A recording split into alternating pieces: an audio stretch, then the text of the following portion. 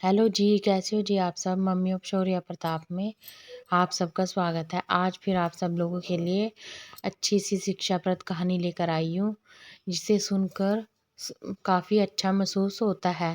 और जिन कई बार कुछ बातों के बारे में हमें पता नहीं होता और उन बातों के बारे में भी हमें पता चल जाता है। इसलिए कहते हैं कि कहीं न कहीं से अगर कुछ भी अच्छा सुनने को मिले, जिससे हमें अच्छी शिक्षा मिले, वह सुन लेना चाहिए। कहीं किसी नगर में एक पंडित जा रहा था। वह काफ़ी भूखा था और बरसात का मौसम था। तो सामने एक हलवाई की दुकान थी। उसने हलवाई को कहा कि मैं बहुत भूखा हूँ। हलवाई ने एक गिलास दूध का दिया और कुछ जलेबी दे दी। तो उसने दूध पिया और जलेबी खाई और पेट उसका भर गया। तो उसने हलवाई को बहुत सारी दुआएं दी और कहा कि सुखी रहो पुत्र। तो वह यह कहकर चल दिया। वह परमात्मा में काफ़ी विलीन था। उसे किसी भी चीज़ की सुध नहीं थी। इस तरह वह बारिश में पैर पटकता हुआ चलता गया। तो कुछ समय पश्चात उसके पीछे एक शादीशुदा जोड़ा आ गया। वह पानी में पैर पटकता जा रहा था। परमात्मा में लीन होकर उसे कुछ भी नहीं और पता चल रहा था। तो जैसे वह पानी में पैर पटक रहा था, तो उसके पानी में पैर पटकने से जो वह उसके पीछे स्त्री थी ना, उस पर कुछ पानी की छींटें लग गई। उसके पति को काफ़ी गुस्सा आया। उसके पति ने अ, उसकी पत्नी के मैले कपड़े करने की इस हरकत के कारण उस पंडित को काफ़ी बुरा भला कहा और थप्पड़ मारे 2-3 और नीचे गिरा दिया। वहाँ पर काफ़ी लोग थे। उन लोगों ने उस लड़के को यह सलूक करने के लिए उसे कुछ भी नहीं कहा। तो वह पति पत्नी का जोड़ा है कर वहाँ से चल दिया और वह साधु भी कुछ भी बिना कहे पैर पटकता हुआ पानी में वहाँ से चला गया। तो जब वह पति पत्नी अपने घर पहुँचे, पत्नी ने पति को चाबियाँ दी। पति ने सिर्फ घर के दरवाजे ही खोले थे और सीढ़ियों पर चढ़ा ही था कि वह नीचे गिर गया और उसकी मृत्यु हो गई।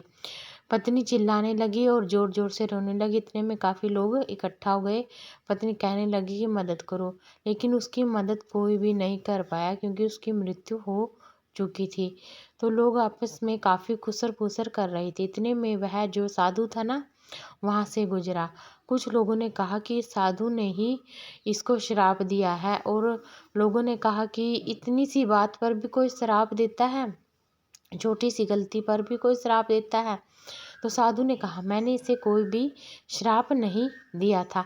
क्या मैंने इस युवक के कपड़े मैले किए थे? नहीं, तुमने इस युवक के कपड़े मैले नहीं किए थे, लेकिन तुमने इसकी पत्नी के कपड़े तो मैले किए थे ना। यह बात कोई भी पति बर्दाश्त नहीं कर सकता।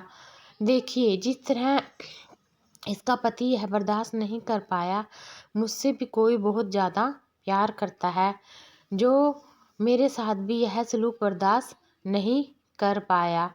वह तो सबका ही परमात्मा है और बहुत शक्तिशाली है। उसके आगे तो कोई नहीं। इसीलिए शायद यह सब हो गया।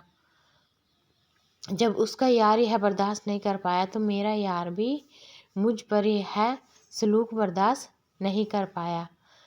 तो सभी लोग यह बात सुनकर चुप हो जाते हैं और यहीं पर कहानी भी हमारी समाप्त हो जाती है। इससे पता चलता है कि परमात्मा की लाठी में आवाज़ नहीं होती, लेकिन दर्द बहुत होता है। इसीलिए हम कहते हैं कि हमें सोच समझ कर बोलना चाहिए और किसी के साथ भी बुरा व्यवहार नहीं करना चाहिए। बिना सोचे समझे कुछ भी नहीं करना चाहिए। थोड़ा सा हमें मीठे बोली बोलने चाहिए और चुप ही रहना चाहिए। ज़्यादा बोलने वाला इंसान भी कई बार बहुत पछताता है। इसलिए कहते हैं कि परमात्मा से डर कर रहो और उसे हमेशा सुख दुख में याद ज़रूर रखो। चलिए, यहीं पर हम अपनी कहानी समाप्त करते हैं। अगर आप सबको कहानी पसंद आए तो प्लीज़ सब्सक्राइब कीजिएगा, शेयर कीजिएगा और अच्छे कमेंट कीजिएगा। चलिए, मिलते हैं एक नई कहानी के साथ दोबारा फिर। नमस्कार जी।